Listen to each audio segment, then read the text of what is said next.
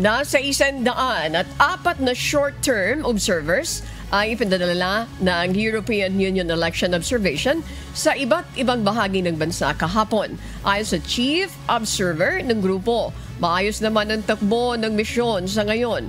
Ito ang unang EU Election Observation Mission na isinagawa sa bansa bilang tugon sa paanyaya pangunahin na ng Commission on Elections o COMELEC. Layo ng grupo na magmasid sa proseso ng halalan sa Pilipinas at kung naaayon ba ang proseso sa konstitusyon. Gayon din ay kung nakasusunod ang bansa sa obligasyon nito sa international community kaugnay ng demokratikong halalan.